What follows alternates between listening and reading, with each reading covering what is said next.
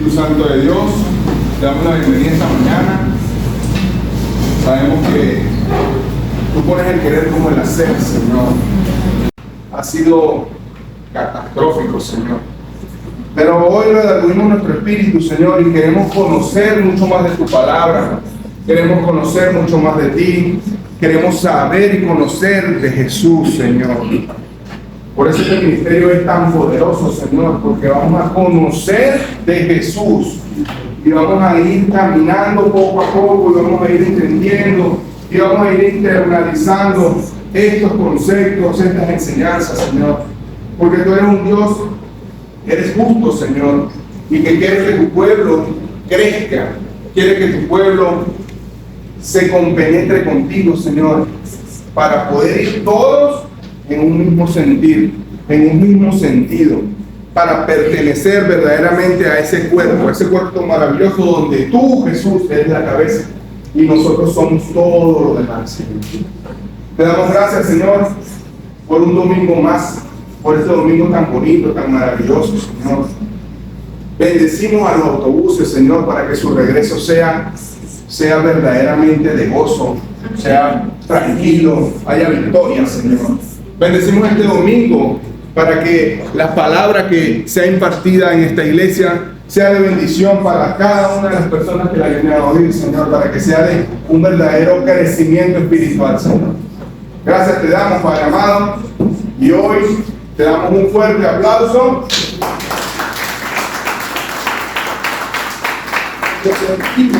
Que realmente tú estás con nosotros. En el nombre de Jesús.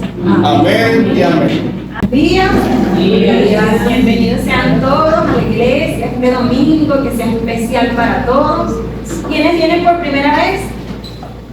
Bienvenidos los que vienen por primera vez, la iglesia Sembradores de Fe. Estamos acá para servirlos. Todos nuestros hermanos también están aquí en capacidad de brindarles una palabra, de lo que ustedes necesiten. Estamos a la orden para. La semana pasada habló mi esposo sobre la vida eterna. Él dio la clase de la vida eterna, ¿verdad? Y la vida eterna, tenemos muchos conceptos, muchas ideas sobre qué es la vida eterna. Pero principalmente voy a ser puntual porque mi tema es otro. Juan 3:16, van a anotar. Juan 3:16.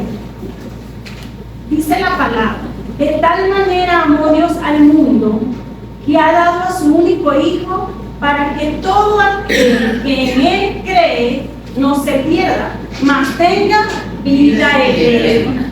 Es decir, que todo aquel que crea en Jesús tenga vida eterna, pero todavía no nos ha dicho que es la vida eterna, ¿verdad? Muchos pensamos que la vida eterna puede ser que es la vida después de la muerte. Muchos creemos que la vida eterna es que no vamos a morir. Muchos pensamos que la vida eterna es vivir por siempre con Dios o vivir en el infierno. Yo no llamaría vida eterna vivir en el infierno, diría muerte eterna. Pero la vida eterna, este concepto que tenemos, no es el que nos dice la palabra, porque si buscamos en Juan 17:3, dice: la noche antes de su crucifixión, antes de él ir a la cruz, Cristo orando dijo: y esta es la vida eterna, que te conozcan a ti, el único Dios verdadero, y a Jesucristo. Me imagino que diría: y a mí, que te conozcan a ti, Padre, y que me conozcan de mí. Eso es lo que es la vida eterna. Y nosotros tenemos que entender que la vida eterna comienza en el momento que tenemos una relación con el Señor, que comenzamos a tener esa intimidad con el Señor, porque ahí es cuando nosotros descubrimos el amor de Dios que va a comenzar desde ahorita, ahora, desde este momento en que lo aceptamos, ahora sí, por siempre y para siempre. La vida eterna es la relación, es la intimidad que tenemos con el Señor. Cuando nosotros morimos, nuestra alma y nuestro espíritu se mantienen vivos, solo que nuestra alma o sube al cielo o va al infierno. que es lo que dijimos, muerte eterna. Nosotros vamos a la vida eterna. Pero ¿qué es lo importante? Que no pensamos o que no tengamos en esa mente que la vida eterna es cuando yo me muero. Ah, no, cuando yo me muera, ahí sí voy a estar en la vida eterna. No, Dios quiere que seamos felices desde ahora. Dios quiere que nosotros vivamos en victoria ahora, que tengamos esperanza en Jesús desde este momento. Entonces, Él siempre está buscando esa relación con nosotros. Dice en Apocalipsis 3:20 que Él está a la puerta esperando. Él está ahí. Para donde tú vayas, Él está. Así tú no lo tomes en cuenta. Dios está contigo en todos lados. Esperando que tú en algún momento voltees y digas, Señor, Señor. Y Él está allí para cada uno de nosotros. La vida eterna es la relación con el Señor. Eso es lo más importante, que sepamos que la vida eterna comienza ya. Llevémonos eso. La vida eterna no es que cuando yo muera es que voy a ser feliz. Cuando yo muera es que yo voy a llegar hasta donde está Dios. No. La vida eterna comienza ahora. Este es el momento de decidirnos, este es el momento de comenzar, este es el momento que tenemos que dar el paso de aceptar a Jesús como nuestro Señor y nuestro Salvador y llevarnos a la vida eterna y nosotros poder transmitir eso a los demás, a nuestros hermanos, a nuestra familia, a nuestros hijos, a todos los que nos conozcan. Jesucristo te ama. Él quiere conocerte, como dijimos en Apocalipsis 3:20. Él quiere darte una calidad de vida. Dice en 1 Corintios 6:16, el que se une al Señor, un espíritu es con Él. Por eso es que nuestra vida cambia. Por eso es que nuestro espíritu es regenerado. Por eso es que nuestra mente es renovada. Porque cuando nosotros buscamos del Señor y Él está ahí esperándonos, pero cuando nosotros decimos, Señor, ven, Señor, guíame, Señor, no puedo, hazlo tú, y le damos ese paso en nuestra vida, entonces ahí es cuando realmente me vuelvo un espíritu con Él, me vuelvo templo de su Espíritu Santo, y ocurren todas las cosas que nosotros ni nos esperamos que pasen. Principalmente se derraman los frutos del Espíritu Santo sobre nosotros. Amén. En Gálatas 5:22, eso es lo que va a mostrar, ese fruto es lo que nosotros tenemos que llevar, que tenemos que mostrar, que realmente estamos en la vida eterna. Paz, gozo, paciencia, bondad, benignidad, mansedumbre, templanza, principalmente el amor. El amor es lo que constituye todo. Todo tenemos que hacerlo. Y muy bueno porque la lección número 2, si alguien tiene alguna preguntita puede hacerla. La lección número 2 está muy relacionada con esta lección número 1. La lección número 2 habla de la parábola del fariseo y el publicano. Primero vamos a definir qué es una parábola. La parábola era una de las formas como Jesús enseñaba a las multitudes.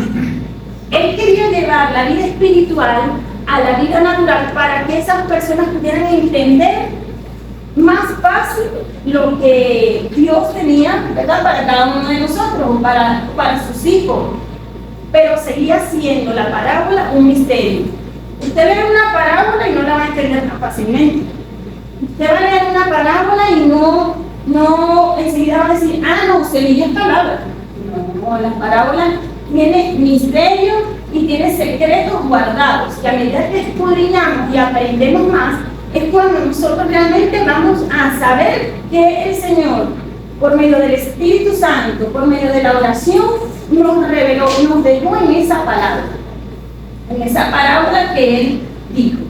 Entonces, la parábola es la forma como Jesús quiso enseñar lo espiritual en lo natural, para que nosotros entendiéramos, el agricultor entendiera cómo era sembrar, el pescador entendiera, por ser pescador, que era pescador de hombre. Pero tú dices pescador de hombre, o sea, no voy a ir con una caña a pescar hombres. ¿Cómo es eso? siguen siendo misterios en donde Dios, a medida que tenemos una relación fuerte e íntima con Él, nos va a ir mostrando más y más sobre sus secretos. Los secretos son para los hijos.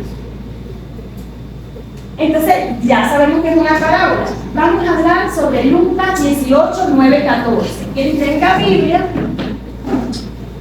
ubicamos a Lucas 18, 9, 14. Es una enseñanza hermosa, es una enseñanza para reflexionar, para conocernos nosotros, para mejorar en todo ámbito, en nuestra familia, para mejorar con nuestro esposo, nuestros hijos, con nuestros hermanos de la iglesia, con nuestros compañeros de trabajo.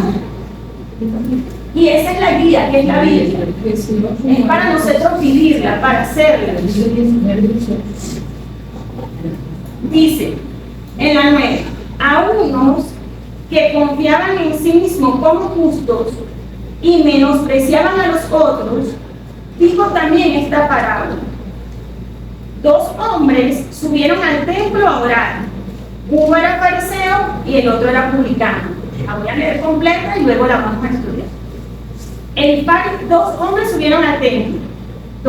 El fariseo, puesto en pie, oraba consigo mismo de esta manera: Dios, te doy gracias porque no soy como los otros hombres, ladrones, injustos, adúlteros, ni aún como este publicano.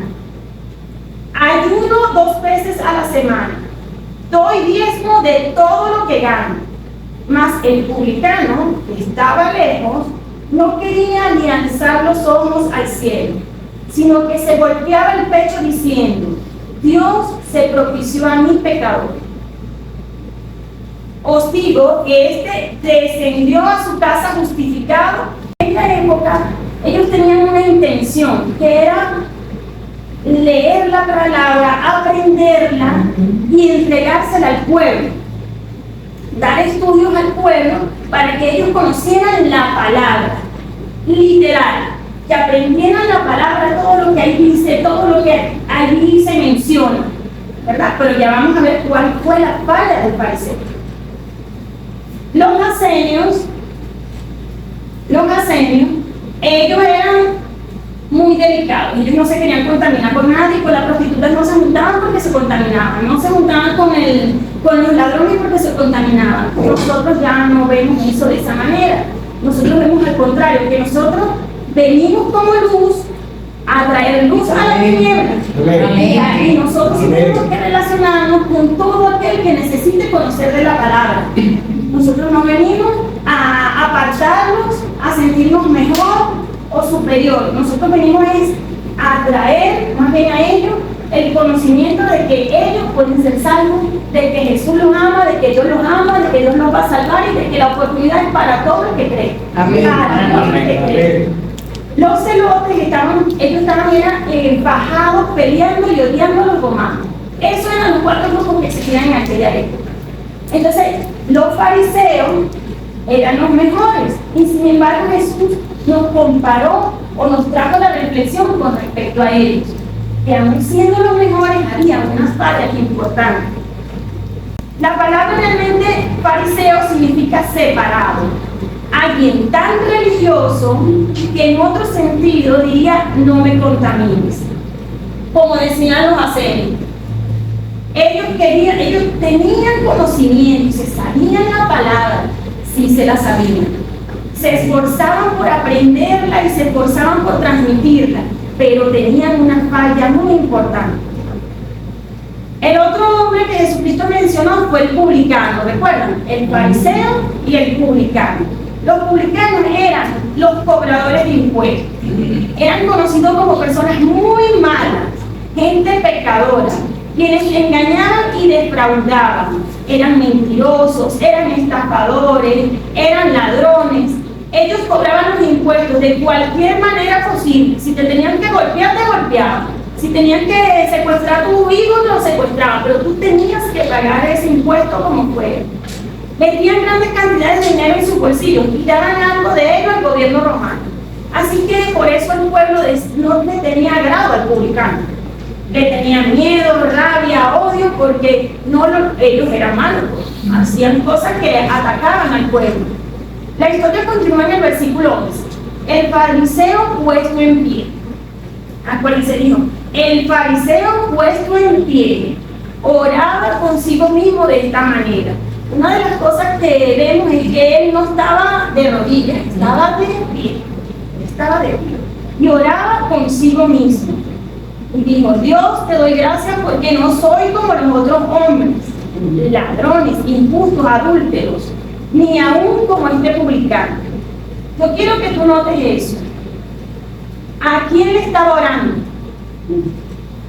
Así mismo. Así mismo. Aún cuando él estaba mencionando a Dios y usó las palabras correctas, Dios ahí no se estaba reconociendo nada, solamente se estaba reconociendo su comparación de lo bien que lo estaba haciendo, de lo bien que él había estaba dirigiendo, haciendo todas las cosas.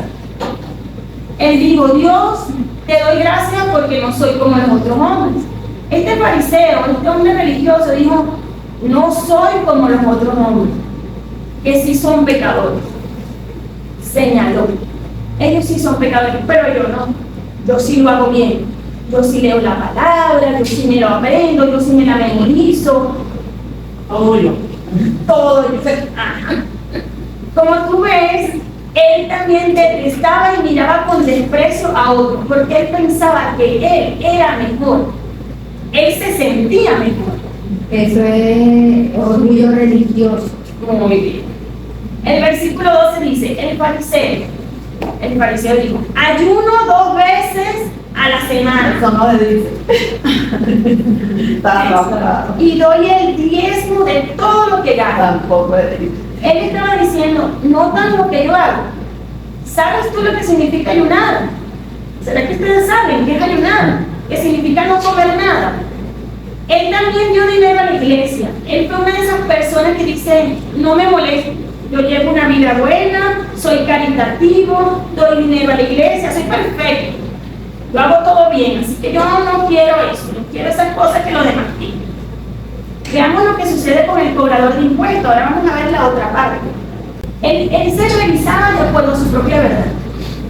Él se evaluó de acuerdo a su propia verdad. O sea, él creía que él lo hacía bien, entonces estaba bien. Por eso es que nosotros debemos profundizar en el amor de Dios y en las cosas de Dios. ¿Cómo lo haría Jesús? ¿Cómo lo haría Dios? ¿Qué quiere Él realmente? El publicano se quedó lejos del templo, ¿verdad? Él no llegó ni cerca del templo, quedó lejos del templo, de la iglesia. No quería ni alzar los ojos al cielo, sino que golpeaba el pecho diciendo, Dios se propició a mi pecador. Es decir, que Él se hizo pecador por mí. Dios tomó mi lugar de pecador.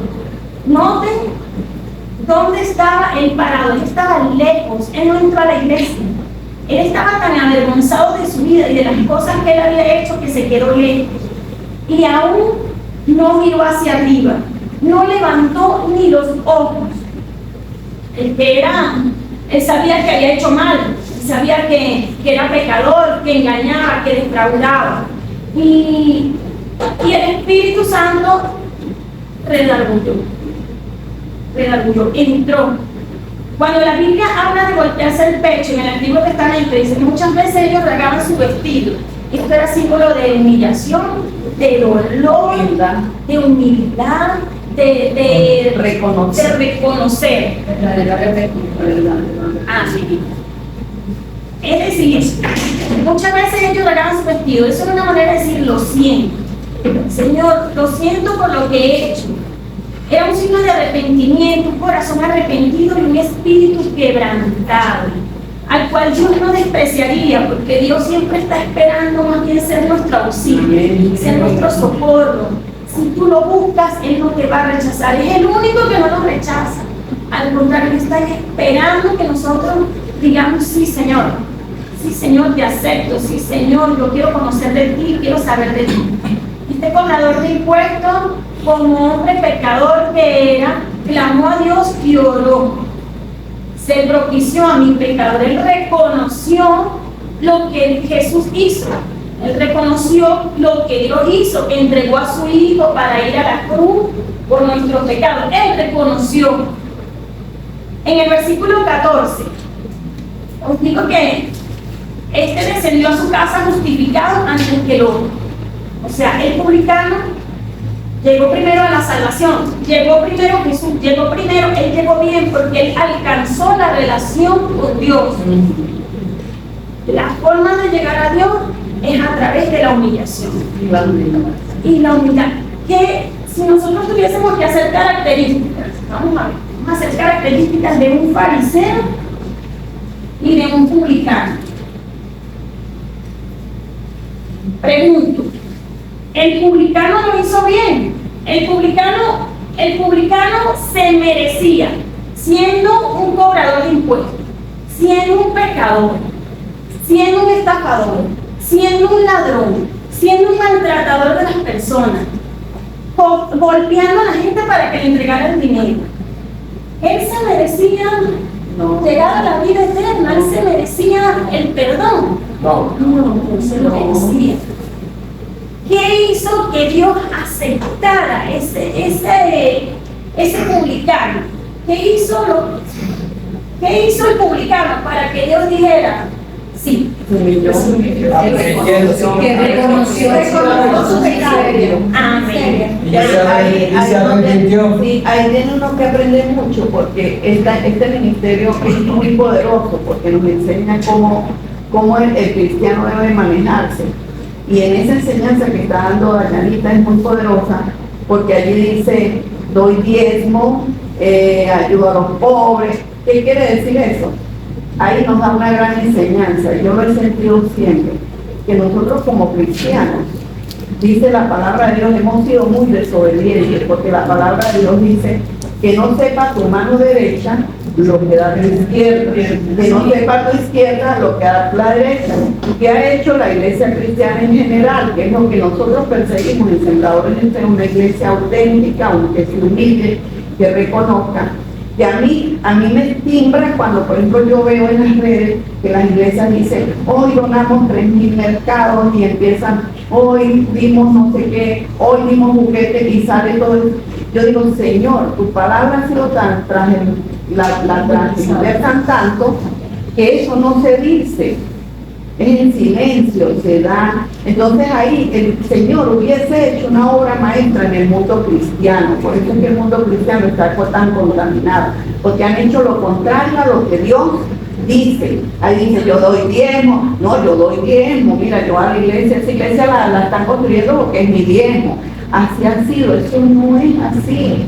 Entre más silencioso tú dejes con amor a Dios, más Dios te exalta y te va a dar la victoria. En el caso del fariseo, que más bien era el que leía la palabra, estudiaba la palabra, le enseñaba la palabra a los hermanos, al pueblo, él era el que se merecía, según el criterio humano, subir al cielo. Si nosotros dijéramos, este sí vaya al cielo, aquel no, dijéramos no. Yo no vengo de casarnos sin Amén. Amén. Entonces, el fariseo, a pesar de que tenía todas esas características y cosas buenas, porque nosotros tenemos que aprender la palabra, eso hay que hacer, bueno, sí. Pero él no tenía el amor, ellos lo que no tenían era la revelación de quién era Jesús. Porque parece que más bien ellos estaban peleando, ellos estaban diciendo, pero ¿quién es este Jesús? ¿De dónde apareció? Ellos no habían aceptado a Jesús, lo que él había hecho. Sin embargo, el esfuerzo que ellos hacían, ellos pensaban que por obras, pero de esto, lo que dijo la pastora, ayunar, diezmar, que por eso era que ellos iban a llegar al cielo. No se dice, no se usan como nada para meter una no había amor. No había amor. No había amor. Y entonces ellos pensaban, no, si nosotros hacemos todo como la parte de la ley, lo que dice aquí, que era más que todo eso, las cosas difíciles, ayunar, diezmar, yo estoy seguro que voy al cielo, decía el fariseo, ya yo gané el cielo, ya yo no tengo que hacer más nada. y resulta ser que no. Es el amor. Mira, Dayana, que eso que lo que tú dices, que a pesar de que tenían palabra, que leían, que hacían todo lo que tenían que hacer, no tenían una relación con Dios y por eso era que no tenían esa vida eterna. Amén. No la tenían, no tenían una relación Y o con el sea, su Señor. corazón estaba alejado de Dios. Amén. Por eso no tenían la revelación. Ellos tenían la palabra, pero era una palabra sin revelación. Hueca. Porque la revelación es la que nos va a permitir a nosotros ponernos en el lugar de cómo actuaría Dios, cómo actuaría Jesús, cómo lo haría Jesús. Y es importante que nosotros nos identifiquemos todo el tiempo y estemos pendientes de cómo estamos actuando, cómo estamos haciendo las cosas, porque para eso el Señor nos los dejó ahí, para que nosotros nos comparemos y sepamos que a veces vemos una persona que está por mal camino, que está desviado, que no conoce al Señor, y lo juzgamos, decimos, no, esa persona es tal cosa, y no, nosotros tenemos que actuar desde el amor, con el conocimiento de la palabra, pero con la revelación del Señor para impactar el mundo espiritual de ese que lo necesita. Empezando en nuestro hogar. Empezando, eso es lo más importante. Primero, nuestro hogar, Sí. con amor. Allí su hijo tiene que decir, veo cambios en mi papá, veo cambios en mi mamá, veo cambios en la relación, veo cambios, me siento mejor. Los hijos yo creo que son la mejor expresión que tiene la familia. Ese es el termómetro. Porque ellos son los que están viendo cómo se va mejorando y cómo se va haciendo presente que nosotros estamos creyendo en Jesús, estamos creyendo en Dios. Sí, porque el daño que ellos traen es una consecuencia de lo que uno sembró en él. Entonces uno después arranca ese árbol dañado que sembró tan malo y planta un árbol nuevo y la familia empieza a florecer. Amén. Y Dios le da su milagro, su transformación. Amén. Y otra cosa, pastora, lo que hablábamos hoy esta mañana, que a veces pasa en la iglesia o en la familia, que hay uno de ellos que es el más atacado, que es el que uno lo vería, este está dañando la familia, está dañando la iglesia. Y es porque esa persona, no tanto el más débil, sino que de repente esa persona es la que va a bendecir la iglesia o va a bendecir la familia. Y entonces eso lo debemos identificar en vez de decir, no, este no sirve, no. La persona. Ajá. Sino más bien en oración, en discernimiento, Señor, y ayudar, no atacar. Es lo que caemos mucho, porque esta persona es así, o sea, atacamos en vez de Ese publicano yo me identifico mucho porque él es como el centurión. El centurión quería que sanara a su siervo, pero no se atrevía de la vergüenza porque tenía muchas cosas que mejorar. No soy digno de que entres a mi casa. O sea, ahí Jesús dijo, nunca he visto tanta fe como esa. A mí eso me impacta. Ese es como ese publicano. Sí, el fariseo no se consideraba pecador. Sí. O sea, tenía tanto orgullo, El orgullo, que él decía, yo, claro, pero voy al cielo directo, apenas yo me vea. Eso es lo que ha dañado hogares, familias, iglesias, el orgullo terriblemente, no reconocer. Hay que Se identificar. confían en su propia actitud. Sí, porque el orgullo hace que la flecha la echen hacia los demás y no hacia uno. Es que el publicano, la flecha se la echa hacia él y hace cambios interiormente. El fariseo todo es afuera, es que mi esposa, mi marido, mi hijo no quieren cambiar y resulta que el hombre interior de él es el que tiene que cambiar para que los Amén. demás hagan cambios. Amén. Amén, así es. Entonces, bueno, la enseñanza se basa en esto, ¿verdad? En que nosotros podamos identificar en nosotros cómo estamos actuando en cierto momento. Que siempre debemos de enfocarnos en el amor de Dios. Que el otro es importante para Dios, que Dios nos ama a todos por igual, a todos. Aquel que hizo el mal más grande, pero se arrepintió antes de morir, y el Señor, o se arrepintió durante su vida, el Señor va a hacer brillar en él lo que tiene para él. Entonces, debemos de apartarnos del juzgar, debemos apartarnos de la superioridad. Cada vez que hace como 2 clases decía renunciar, antes de nosotros salir de nuestra casa, ponernos la armadura de Dios, renunciar a las cosas que nosotros sabemos que somos débiles, principalmente al orgullo, a la arrogancia, al ego, a la altivez. renunciar, porque nosotros tenemos que más bien mostrar el amor de Dios. Amén. Y no permitir que esos espíritus vengan a gobernarnos, porque ellos tienen que identificar que Jesús está en nosotros, que el Espíritu Santo mora en nosotros. Vamos a hacer unas preguntitas como para consolidar la enseñanza, y si tienen alguna duda pueden realizar. Por eso es que se dice vida eterna, es porque la vida eterna no es que no, me voy para el cielo y no ha hecho cambios. La vida eterna es conocer a Jesús, y la vida eterna empieza aquí y continúa hasta el final. Esa es la vida eterna, conociendo la relación con Dios, con el Hijo y con el Espíritu Santo. Eso es vida eterna. Es lo que tenemos que nosotros Y es el lograr. cielo empieza aquí, el cielo empieza en nuestros hogares, el cielo empieza en la iglesia. No haya, ay, cuando me vaya para el cielo, no, viva la vida de Jesús aquí. Amén. Lucas 18:13. Bueno, ya nosotros identificamos, ya sabemos que es una parábola, ¿cierto?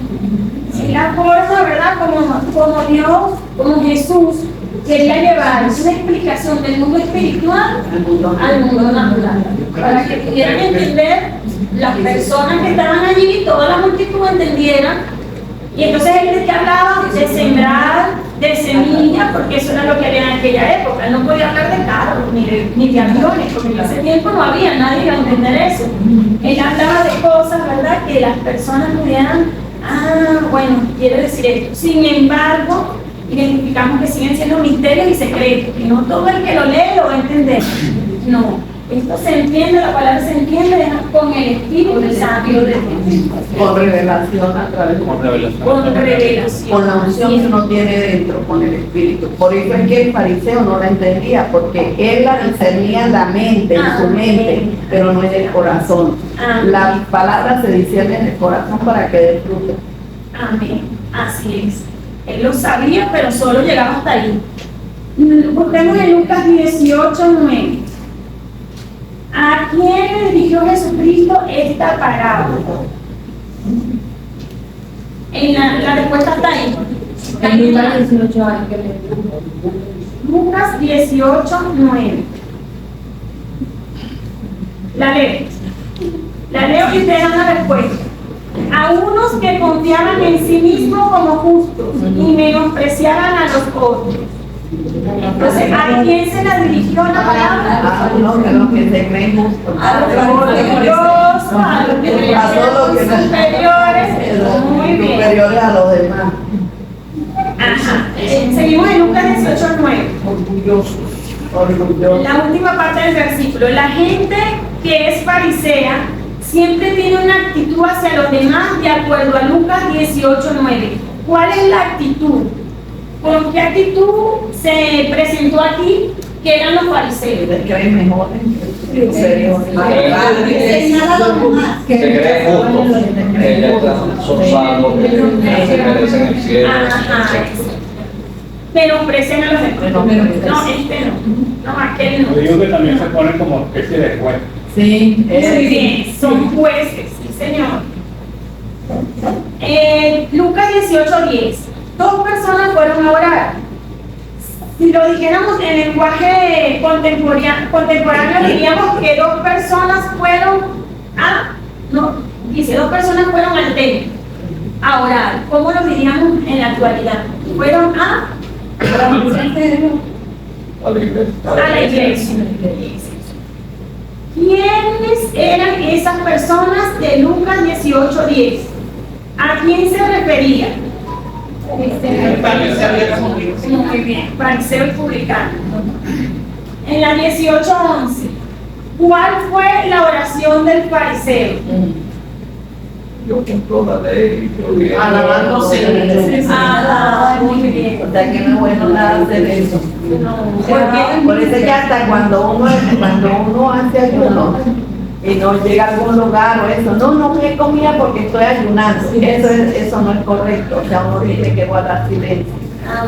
Porque ahí no, Jesús va a decir, Ya está diciendo, ya se está orgulleciendo de que él está haciendo el ayuno. Muy bien. Lucas 18:12. ¿Qué es ayunar?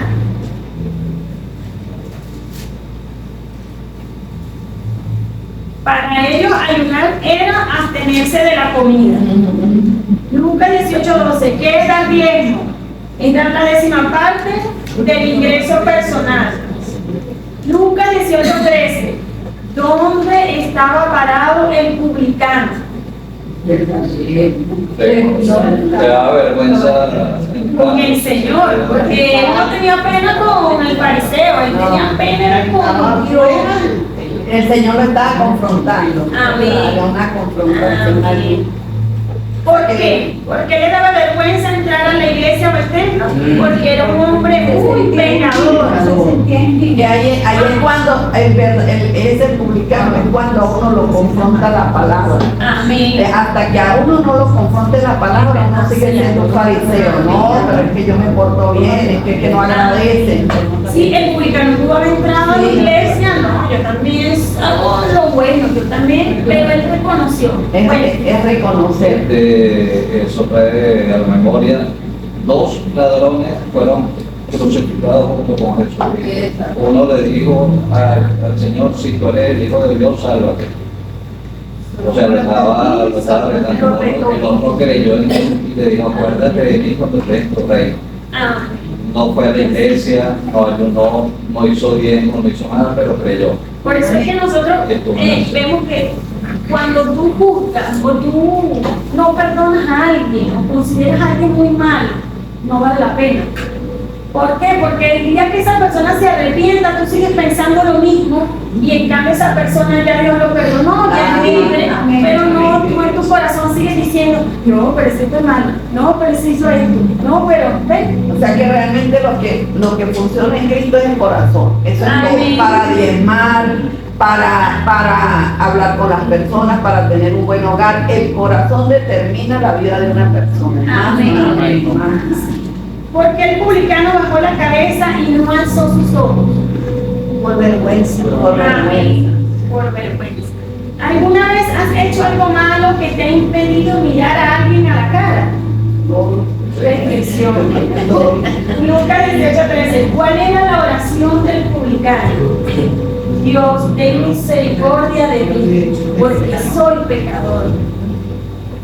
Aunque no se lo merecía, porque ya dijimos todas las características del publicano. Amén. Gracias, Señor. Bendito es tu nombre, Señor. Gracias, Señor, por voltear tu mirada a nosotros, Señor, por tener paciencia con nosotros, por amarnos tanto, Señor, por esperar siempre de nosotros lo mejor, Señor. Nos rendimos a tus pies, Señor. Nos rendimos a ti, Señor. Sabemos que lo mejor que podemos hacer es buscar de ti, conocer de ti, hablar de ti, Señor, porque tus propósitos son por encima de los que nosotros tenemos, Señor. Y reconocemos que tú eres amor, que tú eres verdad, que tú eres la guía, Señor, que tienes todo un plan perfecto para cada uno de nosotros, Señor.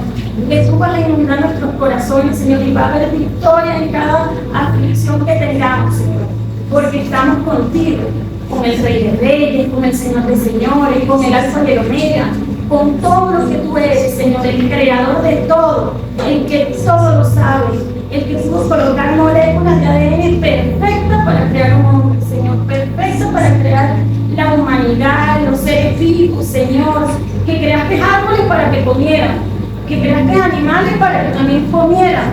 Señor, te damos gracias, Señor, porque has hecho todo perfecto.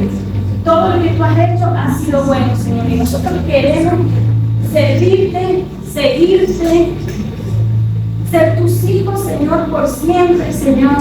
No queremos apartarnos de ti, Señor. Queremos llevar esta palabra viva a todo el que no te conoce, Señor.